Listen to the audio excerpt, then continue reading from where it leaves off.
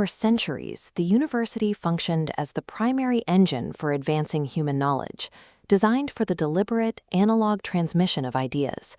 The tools of academia have evolved, from quills to printing presses to personal computers, but the physical pursuit of truth remained relatively static for generations.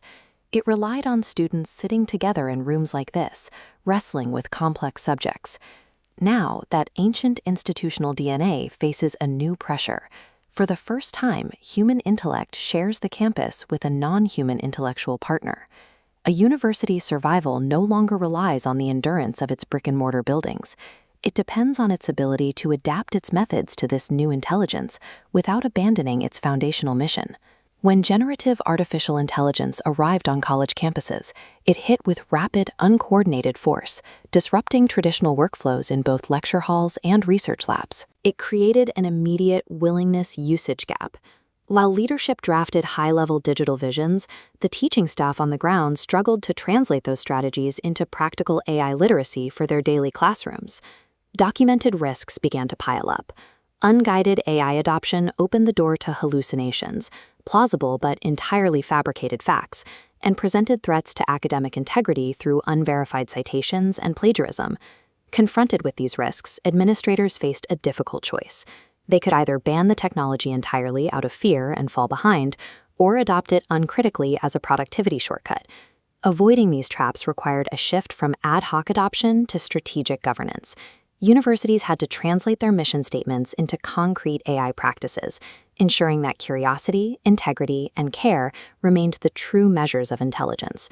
By the year 2035, the results of those early policy shifts are visible. The campus infrastructure supports natural, human-centric learning, while ubiquitous AI systems work invisibly in the background. These adaptive systems analyze student performance data in real time.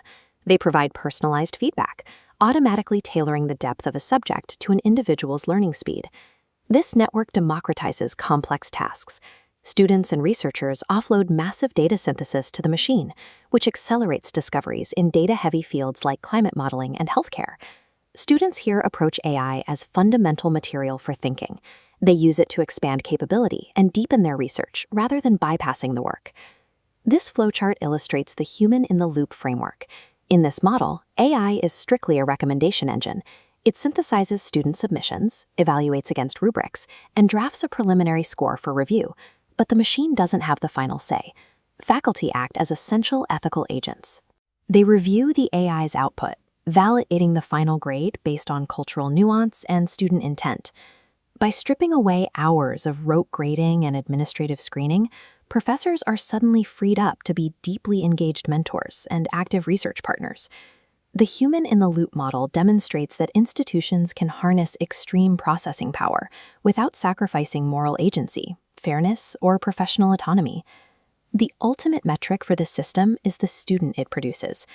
By 2035, freshmen arrive on campus having used AI their entire lives, but they graduate with a critical framework for its ethical use.